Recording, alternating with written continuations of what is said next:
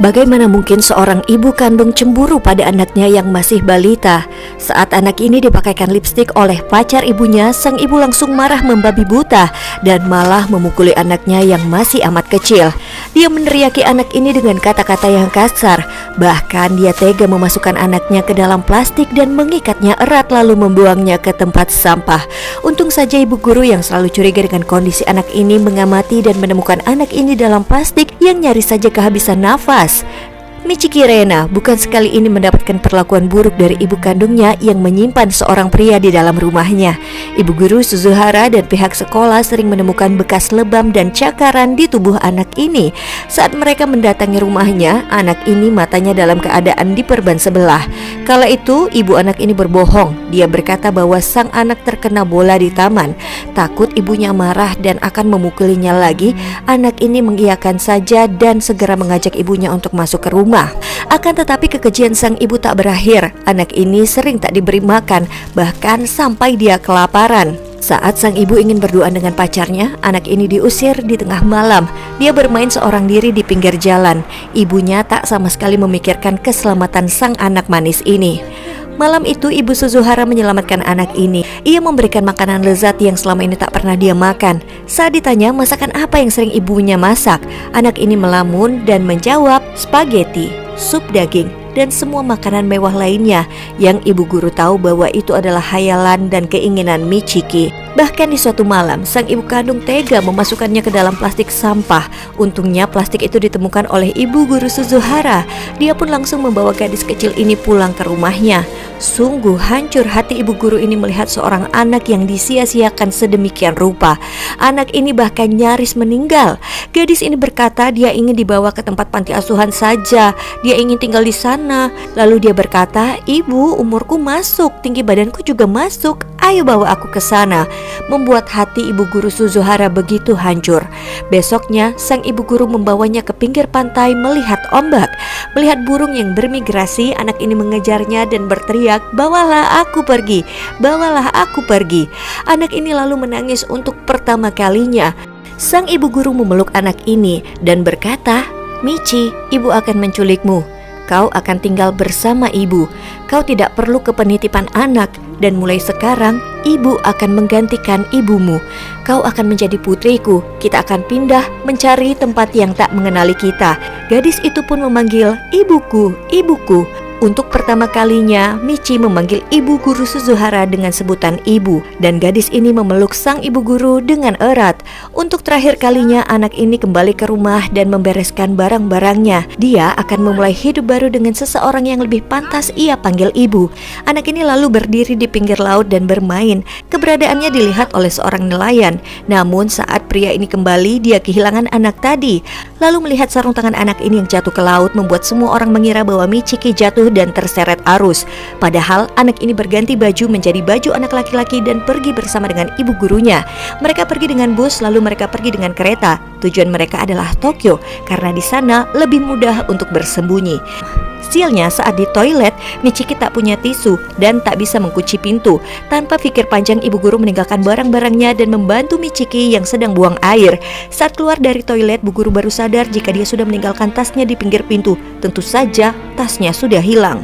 Lalu dia pun menemukan tas miliknya, tapi sayangnya semua uangnya sudah dicuri dan hanya menyisakan uang 1000 yen saja. Lalu bagaimanakah cara ibu guru Suzuhara bisa bertahan hidup tanpa uang dan dengan mengajak seorang anak kecil? Sialnya, semua uang yang dia miliki dicuri, uang hasil menjual mobil dan semua tabungannya. Sang ibu guru tak punya pilihan. Dia pun kembali ke rumah orang tua angkatnya dan mengakui bahwa anak ini adalah putrinya dengan mengganti namanya menjadi Sugumi. Pelarian mereka sudah memperdaya banyak orang, ibu angkatnya bahkan ibu kandungnya yang dia sendiri tak mengenalinya. Suatu hari Sugumi diselamatkan oleh nenek pelupa ini. Di sini Suzuhara sempat bercerita masa kecilnya yang juga mengalami nasib yang sama. Dia adalah anak adopsi. Dia berkata bahwa dia ditelantarkan oleh ibu kandungnya saat masih kecil. Hari itu dia diajak bermain sepuasnya. Saat itu Suzuhara begitu bahagia dan tak pernah berpikir bahwa ibunya akan meninggalkannya. Lalu dia juga diajak makan di restoran yang paling enak. anak, hal yang tak pernah sama sekali ibunya lakukan sebelumnya. Lalu saat dirinya menangis karena tak mendapatkan hadiah mainan anak-anak dari restoran itu, ibunya membujuknya dengan membelikan baju. Seingatnya hari itu adalah hari terbaiknya seumur hidup. Kemudian mereka pun bermain bunga dandelion. Saat itu ibu menggenggam tanganku, namun aku tak tahu kalau itu pertanda bahwa dia akan meninggalkanku sendirian. Saat aku sedang berputar-putar dan tersenyum melihat bunga dandelion yang berterbangan ke angkasa, di situ pula sang ibu ternyata sudah menghilang. Semua itu dia ceritakan tanpa Suzuhara tahu kalau orang yang di depannya ini adalah ibu kandungnya. Membuat sang ibu kandung harus mencari tempat untuk bersembunyi. Dia menangis, dia pura-pura membasuh mukanya untuk menyamarkan air matanya. Kini semua orang tahu kalau Suzuhara sudah punya anak. Dia kini kembali ke rumah ibu angkatnya yang tentunya sangat menyayanginya. Tapi di suatu hari saat Sugumi pergi bersama tantenya yang sedang bekerja di kafe, seorang reporter datang menyapa anak ini. Reporter ini bertanya, siapa nama anak ini, kenapa tidak sekolah, dan lainnya. Lalu dia menunjukkan foto pacar ibu kandungnya. Anak ini langsung mengaku tak kenal. Lalu pria ini juga menunjukkan foto ibunya. Juga anak ini terpaksa berkata bahwa dia tak kenal. Lalu ia tak berhenti di sana. Pria ini bertanya, apakah kau kenal Michiki Reina? Anak ini menjawab tidak, tapi namanya anak kecil sulit untuk berbohong. Saat ditanya di manakah keberadaan Rena, anak ini langsung berkata bahwa Rena sudah mati terbawa arus laut. Rena sudah tak ada. Membuat pria ini begitu puas dan pergi meninggalkan anak ini. Karena ketakutan, sang anak pun kabur. Melihat polisi, dia pun lari lebih kuat lagi. Untunglah dia kembali bertemu dengan nenek pelupa ini, yang juga sebenarnya sudah tahu asal usul Rena. Akhirnya sang nenek berkata dengan Suzuhara, mengapa kau menculik anak itu? Suzu berkata semua itu hanya kebetulan. Jika dia tak bertemu malam itu, kemungkinan anak itu sudah tewas. Awalnya dia memang hanya merasa iba dan ingin menyelamatkan anak ini, tapi kini dia sudah sayang dan menganggapnya seperti anaknya sendiri. Suzuhara bertekad tak akan pernah melepaskan tangan anak ini. Suatu malam Suzu nekat memukul matanya sendiri, berharap itu bisa meyakinkan orang bahwa mereka adalah korban kekerasan dalam rumah tangga, agar Suzumi bisa diterima sekolah. Namun masalah lain muncul ketika Sugumi ditanya tentang ayahnya. Dengan ragu, Sugumi menjawabnya dengan berbohong, ayahku sering memukuli perutku dan juga memukuli ibu. Berhasil. Sayang sekali pelarian Suzu menyelamatkan anak ini tak berjalan mulus begitu saja. Seorang reporter yang kemarin pernah menemui Michiki kembali datang menemui Suzuhara, berkata apa yang dilakukan oleh Suzuhara adalah tindakan yang tepat. Jika tak ada Suzu, Michiki mungkin bisa mati. Tapi ujung-ujungnya dia mengancam akan melaporkan Suzu ke polisi karena membawa kabur anak seseorang. Dan tentu saja ini adalah perbuatan kriminal. Dan bayangkan jika itu terjadi, semua mata akan memandang Michiki dan menghakiminya. Apa itu yang kau mau? Lalu pria ini meminta uang 10 juta yen sebab dia tahu kalau ibu Suzuhara adalah orang kaya. Tentu uang itu bukanlah hal sulit bagi sang ibu. Lalu bagaimanakah Suzuhara memberitahu ibu angkatnya? Dan artinya itu membuka kedoknya bersama anaknya. Lalu akankah Rena diambil kembali oleh ibu kandungnya? Gadis kecil ini sudah dikira tewas tenggelam di laut Muroran. Orang-orang panik mencarinya. Kemanakah anak ini menghilang sebab terakhir kali dia terlihat bermain di pinggir pelabuhan. Pria ini lalu menanyakan selendang yang dia temukan mengambang di laut, dan saat itu ibunya hanya berkata bahwa benar itu adalah selendang anaknya Rena. Kala itu semua orang sudah pasrah akan nasib sang gadis kecil. Sang ibu Michiki Hitom yang stres ini malah tertawa meski dalam hatinya dia juga sempat merasa sedih. Namun entah mengapa ada keyakinan dalam dirinya bahwa anaknya masih hidup, sebab sampai kini jasad anak itu belum juga ditemukan. Ya benar saja, firasat seorang ibu, sebab Rena kini hidup bahagia dengan ibu barunya dan keluarga ibunya yang sangat menyayanginya. Gadis kecil ini sangat menyayangi ibu angkatnya ini lebih dari ibu kandungnya, hingga dia berani datang seorang diri ke rumah nenek pelupa dan berkata bahwa ibunya kehilangan uang dan kini ada pria yang memintanya uang. Meski dia masih kecil, tapi dia bisa memahami kesusahan ibunya yang tadi kembali bertemu dengan sang reporter yang menanyakan uang yang dia minta. Bahkan reporter tadi sempat berpura-pura menelpon polisi untuk menakut-nakuti keduanya. Dari mana Suzuhara mendapatkan uang? Dia bahkan kini hanya bekerja sebagai tukang bersih-bersih di sebuah kantor. Dia juga mengajukan pinjaman dengan bunga demi bisa melindungi anaknya ini. Nenek yang berniat membantunya ini menemui Suzuhara dan memberikan buku tabungannya. Sudah barang tentu wanita ini pasti menolaknya mentah-mentah, hingga sang nenek membuangnya ke tong sampah jika Suzuhara masih juga tak mau menerimanya. Tak lama kemudian reporter ini datang dan mengambilnya. Suzu memohon agar pria itu mengembalikan uang nenek pelupa. Suzu tak mau menerima kebaikan dari ibu yang meninggalkan dirinya saat kecil. Luka masa lalunya tidak akan sembuh hanya dengan uang ini. Mereka pun saling tarik-menarik dompet itu. Suzu lalu memukul pria ini dan nyaris memukul kepalanya. Wanita ini hanya berkata, "Aku lebih baik mati daripada harus memakai uangnya," membuat Fujiyoshi terdiam. Akhirnya dia pun menjelaskan sebenarnya untuk apa uang itu. Dulu dia pernah meliput kasus kekerasan saat dia mau menolong anak itu, ayahnya malah meminta uang 10 juta yen. Namun terlambat, anak itu sudah tewas ditendang oleh ayahnya. Sebenarnya dia salut pada keberanian Suzuhara yang membawa kabur Reina. Tentu semua ini sangat berbahaya dan Suzu bisa kena masalah dan masuk penjara. Tapi apapun resikonya, Suzuhara tidak akan menyerah demi selalu melindungi Reina. Bahkan suatu hari, ibu Reina, Hitomi, berhasil mendapatkan nomor telepon rumah Suzuhara. Tapi yang mengangkat telepon itu adalah Reina sendiri. Sang ibu mengenali suara putrinya dan berkata, "Reina, Reina, ini Mama." Anak ini termenung dan menjawab, "Mama?" Membuat kedok mereka terbongkar oleh orang-orang di rumah ini. Reina pun langsung naik ke atas sementara neneknya memarahi Nao yang menculik anak orang. Suara pertengkaran itu pun sampai terdengar di telinga gadis kecil ini. Terdesak, akhirnya ibu guru Suzuhara berkata bahwa Sugumi bukanlah anaknya. Dia adalah muridku yang bernama Reina. Sedihnya anak kecil ini meninggalkan pesan untuk ibu Suzuhara. Anak itu menulis, "Bu, aku sudah berani tidur sendirian. Aku juga kini bisa menjaga diriku sendiri. Jika nanti aku sudah besar, aku akan memotong rambut seperti ibu." Ibu Suzu benar-benar menjadi sosok panutan bagi anak ini. Reina ingin menjadi ibu Suzuhara yang dia banggakan. Lalu anak ini menutupnya dengan berkata, "Terima kasih ibu." Ketika semalam Reina menulisnya, anak ini menangis menulis surat untuk ibu angkatnya yang sudah menyelamatkan dirinya di saat ibu kandungnya malah menyiksanya. Dia akan pergi dari hidup sang ibu angkat sebab dia tak ingin karena dirinya ibu Suzuhara mendapatkan masalah yang serius. Dia berkata bahwa dia sangat mencintai ibu selamanya dan terima kasih atas semuanya. Anak ini berjalan sendirian melewati tempat-tempat yang pernah dia lalui bersama ibu Suzuhara. Tapi bagaimanapun anak ini hanyalah bocah berumur 7 tahun. Siapa yang tak khawatir mengetahui seorang anak manis ini pergi sendirian menuju kota lain. Saat melewati jembatan penyeberangan ini sendirian, anak ini disapa oleh seseorang. Ternyata itu adalah seorang polisi yang bertanya mengapa Reina berjalan seorang diri. Di saat yang sama, ibu Suzuhara berhasil menemukan anak ini dan memanggilnya Sugumi. Anak ini terdiam. Polisi pun bertanya, "Apakah itu ibumu?" Suzuhara melawan rasa takutnya bertemu dengan polisi. Akhirnya anak ini tak bisa lagi menahan dirinya untuk berlari dan langsung berteriak memeluk ibunya. Ikatan kasih di antara mereka benar-benar sulit untuk dipisahkan. Namun Suzuhara harus menerima konsekuensinya. Dia pun diusir dari rumah ibu angkatnya yang tak mau terlibat dalam masalah ini. Sambil menangis, anak ini bertanya, "Nenek, apakah aku boleh menyimpan tas ini?" "Tentu," ujar sang nenek. Sementara itu Hitomi, ibu Reina, sudah sampai di Tokyo dan akan mencari Reina untuk dibawa kembali pulang. Fujiyoshi yang melihat wanita ini mengabari nenek pelupa, di mana sang nenek pelupa pun langsung mendatangi hotel Suzuhara dan Reina lalu mengajaknya bersembunyi di rumahnya saja. Wanita tua itu lalu berkata, "Kali ini ibu akan melindungi kalian." Mereka pun ikut pindah ke rumah si nenek pelupa. Reina tentunya senang karena nenek pelupa suka sekali mengajaknya bermain. Mereka bahkan bermain ke taman bermain yang besar. Reina benar-benar begitu bahagia.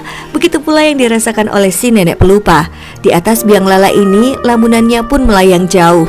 Dia merenung, rasanya tak mungkin anaknya bisa menerimanya lagi. Dan ini adalah suatu yang sangat membahagiakan. Setelah kesalahan fatalnya dahulu kala, kali ini nenek bertekad akan membahagiakan Suzu dan juga Reina. Padahal dia sendiri sedang menderita sakit parah dan hanya menjalani pengobatan herbal. Saat ada kesempatan, Suzuhara bertanya pada ibunya, apa alasan ibu dulu meninggalkan dirinya. Sang ibu hanya bisa terdiam menahan air matanya dan menjawabnya dengan lirih bahwa dia dipenjara. Kala itu dia dipenjara selama 13 tahun karena telah membunuh suaminya sendiri yang kerap menyiksa dirinya dan juga Suzuhara saat kecil. Inilah yang Suzuhara tak tahu selama ini membuatnya begitu sedih karena selama ini dia sudah salah sangka pada ibunya. Sesungguhnya ibu tak pernah mau meninggalkan Nao sendirian. Kini sang ibu ingin menebus semua kesalahan di masa lalu dengan menjaga Nao dan juga Reina. Pagi ini nenek hanya bersama dengan Reina sementara Nao sedang pergi. Nenek menyuruh anak ini naik ke atas dan memakan puding di dalam lemari es. Tak lama kemudian, Hitomi, ibu anak ini pun datang. Wanita ini mengamati salon kecil milik nenek pelupa, mencari-cari tanda keberadaan anaknya. Lalu wanita ini melihat kalung manik buatan anaknya yang dipakai oleh si nenek. Hitomi bertanya, "Kalung apa itu?" Nenek menjawab, "Ini hadiah dari cucuku." Dengan emosi wanita itu bertanya, "Siapa nama cucumu?" Lalu wanita ini mencari di manakah keberadaan Rena. Wanita ini berkata, "Aku ibunya." Sialnya, saat itu dia melihat ada sepatu kecil di sana. Hitomi memanggil anaknya, "Rena, Rena, ini mama." Nenek mencegah Hitomi untuk menjumpai Rena. Tapi apa yang terjadi? Wanita ini malah mendorong nenek tua renta ini. Di atas, Rena yang mendengar suara ibunya, tubuhnya mengecil, menggigil ketakutan. Itu adalah suara wanita yang dulu pernah menyakitinya. Hitomi pun nekat untuk naik ke lantai atas untuk menjemput anaknya. Lalu tiba-tiba, akankah Rena dibawa kembali oleh sang mama yang sudah menjahatinya? Sejak mempunyai pacar baru, seorang ibu tega meninggalkan anaknya yang baru berusia 7 tahun sendirian di rumah demi bisa pergi berlibur bersama dengan pacarnya. Anak sekecil ini dibiarkan sendiri selama 1 minggu penuh tanpa perhatian dan pengawasan. Itu yang kini membuat Rena begitu trauma bertemu dengan ibunya. Saat sang ibu datang ke rumah nenek pelupa, Rena ketakutan, tapi dia juga rindu pada wanita yang telah melahirkannya. Sebenarnya dahulu Hitomi tidaklah jahat seperti itu. Hitomi adalah sosok ibu yang sangat penyayang. Saat itu, tapi sayang, umur suaminya tak panjang. Hitomi yang masih sangat muda terpaksa menjadi ibu tunggal dan bekerja di pabrik. Setiap hari dia menitipkan Rena yang masih balita di rumah tetangganya. Saat wanita seusianya masih sering berkumpul dan bersenang-senang, Hitomi sudah harus memikul beban berat sendirian. Apalagi tak lama kemudian nenek pemilik toko ini pindah dan tidak bisa lagi membantu menjaga Rena saat Hitomi bekerja. Jadilah dia harus menitipkan Rena di tempat penitipan anak dan baru dijemput malam sekali. Berkutat dengan rutinitas mengurus anak, rumah, dan bekerja sekaligus menyita pikiran Hitomi. Di saat dia berkumpul di rumah temannya, dia mengajak sang anak. Rena lalu menarik tangan ibunya hingga menumpahkan teh di atas karpet, membuat temannya ini kesal dan berkata, "Ya, mungkin karena Rena tak punya seorang ayah." Lalu temannya ini pun berbagi tips cara mendidik anak, yaitu harus dengan kekerasan agar si anak menurut. Jadilah mulai saat itu Hitomi mulai menjentikan jarinya ke dahi anaknya jika sang anak mulai tak menurut. Tapi sungguh ini berat bagi Hitomi kala itu. Hitomi malam ini ada janji pergi dengan teman-temannya, tapi sayangnya sang anak tidak mau tidur juga, bahkan terus saja merengek hingga akhirnya teman-temannya sudah pulang. Hitomi begitu frustasi bahkan dia tak punya waktu untuk dirinya sendiri. Semuanya membuat pikiran Hitomi kacau. Rena yang sering memanggil-manggil namanya, meminta diperhatikan membuatnya stres bukan kepalang. Sampai dia pernah mendorong anak ini karena kondisi mentalnya yang tertekan. Dia juga pernah membawa Rena ke sebuah restoran di tepi pantai. Suara Rena yang berisik mengganggu pengunjung lain membuat Hitomi malu setengah mati. Di tengah keputusasaannya membesarkan anak seorang diri, dia pernah berniat meninggalkan Rena sendiri di pantai. Wanita ini sudah berniat kabur dengan sepedanya, tapi karena panik dia lupa membuka kunci sepeda dan bahkan dia sempat terjatuh. Di sana Rena sudah berdiri dan memanggilnya, "Mama." Membuat Hitomi sungguh tak tega. Makin lama mentalnya makin kacau. Kala itu dia bertemu dengan seorang pria yang akhirnya menjadi kekasihnya. Saat itu kekasihnya mengajak Hitomi untuk berlibur ke pantai selama 1 minggu. Pacarnya berkata jangan mengajak anaknya, dan Hitomi pun menurut saja. Sang ibu lalu membelikan Rena makanan instan dan snack-snack di supermarket, juga seekor hamster untuk menemaninya selama 1 minggu. Anak sekecil ini ditinggal sendirian di rumah dengan kondisi rumah yang sangat berantakan. Saat itu ibunya menelpon dan bertanya, "Bagaimana kabarmu Rena?" Anak ini selalu tak ingin membuat ibunya khawatir. Dia bertanya, "Apakah mama senang di sana?" Dengan menahan sedihnya, anak ini berkata, "Baguslah, yang penting mama harus bahagia." Rena bukanlah anak yang tak tahu berterima kasih ataupun merepotkan orang tuanya. Bahkan dia lebih dewasa dari umurnya. Ini sungguh membuat Hitomi merasa bersalah dengan anaknya. Tapi dia tak bisa menentukan apa yang harus dia lakukan selain menangis. Suatu malam dia melihat anaknya Rena bersembunyi di lemari dengan tangannya yang terluka. Hitomi mau marah pada pacarnya, tapi pria itu selalu mengancam akan meninggalkan Hitomi. Dan wanita ini seolah tak sanggup hidup bila tanpa pria ini. Akibatnya Rena lah yang selalu menjadi korban. Jari Rena terkilir, bahkan Rena kerap mendapatkan siksaan dari pacar dan ibunya juga. Tapi Rena tak pernah melaporkan perbuatan keduanya pada siapapun. Ibunya juga pernah melihat bekas merah di leher Rena. Pria itu berkata, kami bermain. Rena tadi aku buat pingsan, lalu aku bangunkan lagi. Ya, pria ini mencekik Rena hingga pingsan. Entah penyiksaan apa lagi yang dilakukan pria ini saat ibunya sedang tak ada di rumah. Hingga di suatu malam saat ibunya hendak menulis surat perpisahan pada pacarnya, baru sekali ini anak kecil ini tak sanggup lagi dan menangis. Ibu, tolong aku. Akankah Rena memaafkan ibunya? Tak tahan dengan beban hidup, seorang ibu berniat mengakhiri hidupnya bersama dengan anaknya yang masih kecil. Di atas jembatan ini, Hitomi sudah memutuskan akan mengakhiri semuanya. Menjadi ibu tunggal tidaklah mudah bagi Hitomi. Dengan segala keterbatasannya, dia harus membesarkan Rena di tengah hubungannya yang beracun dengan seorang pria kasar. Hitomi merasa gagal sebagai ibu dan sebagai manusia. Kini dia hanya bisa menangis melampiaskan rasa putus asanya. Namun, tekanan yang terus-menerus datang membuat perilaku Hitomi pun berubah. Dia mulai mengabaikan Rena anaknya, bahkan membiarkannya bermain di tengah jalan hanya agar dia bisa bersama dengan kekasihnya. Kini setelah mengabaikan putrinya, Hitomi kembali mencari Rena. Namun yang dia temui bukanlah anak kecil yang dia kenal dulu. Rena dengan tenang berkata, "Mama, Rena sudah pergi ke surga. Sekarang aku adalah Suzuhara Sugumi. Aku tinggal bersama dengan ibuku yang baru." Kata-kata itu tentunya menghancurkan hati Hitomi. Dia memohon kepada Rena untuk mengakuinya bahwa dia masih mencintai sang mama. Tapi Rena dengan dingin menjawab, "Aku tidak mencintaimu lagi, Mama. Mama bukan lagi ibuku." Mendengar itu, Hitomi pun marah dan langsung pergi dengan hati yang penuh kesedihan. Suzuhara, ibu baru Rena, mencoba untuk memeluk dan menenangkan gadis kecil itu. Dia berkata, "Tidak apa-apa untuk menangis," katanya dengan lembut. Rena pun menangis sejadi-jadinya dan meluapkan rasa sakitnya karena ia sebenarnya juga masih menyayangi Hitomi, meski perlakuan ibunya telah membuatnya merasa tidak dicintai dan terabaikan. Tak lama setelah itu, Suzuhara pun menemui Hitomi dan mencoba menyadarkannya. "Kau hampir membunuh Rena. Dia anakmu. Kini kau punya kesempatan dan bawalah dia pulang jika kau berjanji untuk mencintainya." Namun Hitomi menolak dan pergi meninggalkan Suzuhara yang berteriak, "Kalau begitu aku yang akan menjadi ibunya." Keadaan pun semakin memburuk saat polisi datang ke rumah Hitomi. Hitomi yang merasa terancam kemudian melaporkan Suzuhara atas tuduhan penculikan. Bukti dari kamera pengawas membuat Suzuhara menjadi buronan. Suzuhara dan Rena kemudian melarikan diri ke rumah nenek pelupa. Mereka menunggu uang pinjaman untuk bisa memalsukan dokumen keluarga. Di tepi pantai, Rena tersenyum bahagia bersama dengan orang-orang yang benar-benar mencintainya. Dia bahkan berhayal tentang masa depan di mana dia akan tinggal bersama dengan ibu dan neneknya. Namun sayangnya, pelarian mereka tidak berlangsung lama. Ketika Suzuhara pergi ke ATM, dia menyadari bahwa polisi sedang memburunya. Dia berlari kembali ke hotel di tengah hujan, tetapi polisi sudah mengepung tempat itu. Suzuhara berlari sekuat tenaga agar dirinya tak tertangkap. Dia membayangkan Sugumi yang sedang menunggunya pulang. Namun sayang, Suzuhara akhirnya menyerah dan tertangkap. Dia terkepung. Suzuhara hanya bisa menangis memanggil nama Sugumi yang sangat dia cintai. Sebelum dibawa ke kantor polisi, Suzuhara berpamitan pada ibunya.